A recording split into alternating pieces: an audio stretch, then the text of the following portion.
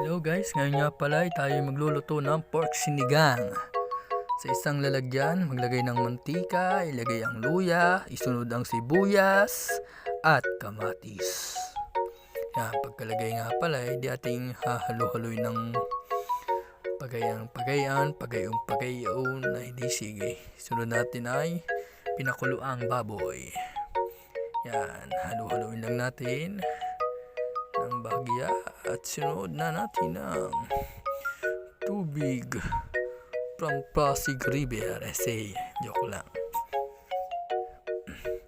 Pagkalagay nga ng tubig, sinunod natin ang chicken cube. Ayan na tuy.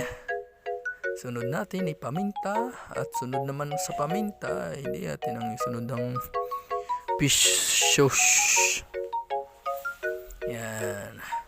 Pagkatapos, hindi natin takpan. Pakuluan natin mga 20 minutos. Sunod, atin ng uling buksan at ilagay ang okra. Pagkalagay ng okra, hindi ilagay din natin ang labanos. Mustasa, labanos lang. Yan nga, pagkalagay ng labanos, ating hintayin mga 5 minuto. Pagka lumalambot-lambot na, hindi natin ang ilagay ang sinigang mix. Ang magsisilbing pampalasa sa ating pork sinigang. Yan. Ilagay na ang sinigang mix. Sunod nga niyan, atin ang lalagyan ng siling green. Yan. Mga 2 piraso lang.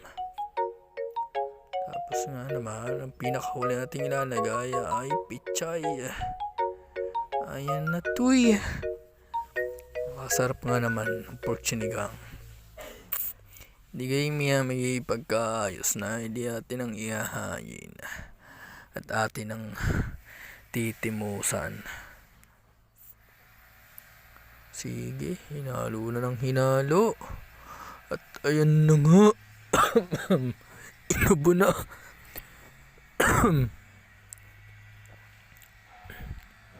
Okay na, kumukulo na mga tol.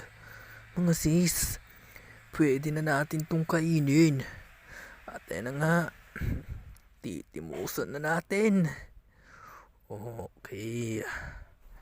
Sarap.